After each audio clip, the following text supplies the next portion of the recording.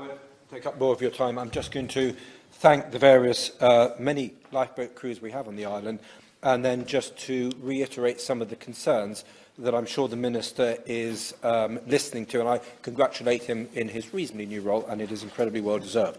The island is by definition an island, and we are in part defined by our coastline, and indeed the southwest of the Isle of Wight was something of a shipwreck, a centre for shipwrecks, and there were nearly 50 shipwrecks from the late 18th century through to the early 20th century, so it was something of a ship graveyard, and many ships sunk off the southwest of the island, indeed sadly a loss of life.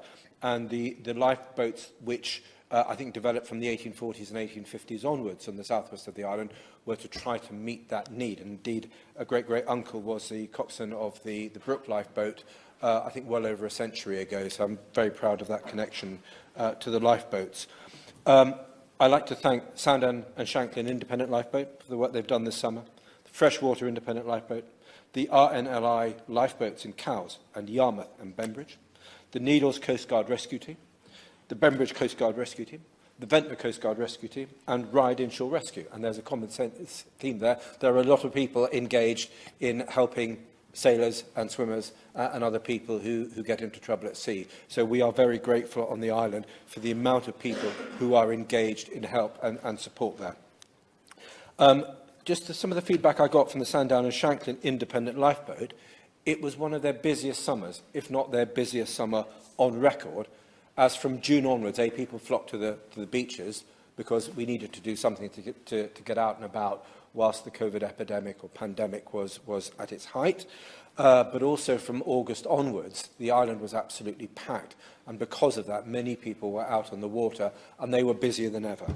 And combined with that busier than ever period, we've seen the impossibility of significant fundraising this year.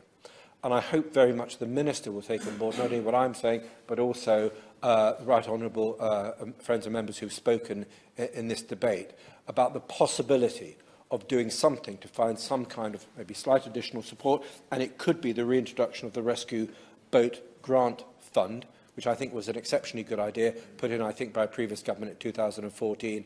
And is there some way that we can bring that back into being, or to allow at least some sort of funding and support for the protective equipment that has had to be bought by the independent lifeboats and indeed by the lifeboats? Most of my independent lifeboats have funding for a year ahead, but depending on what is happening next year, they might start becoming nervous about their cash flow and about their ability to raise funds in order to the incredibly important work, as we've all paid tribute to, in future. And clearly on the island, with us being the centre of global sailing in many ways, and having so many beaches and vulnerabilities for people on the sea, all those people involved in rescuing people at sea, obviously very important for my constituency as well. So thank you.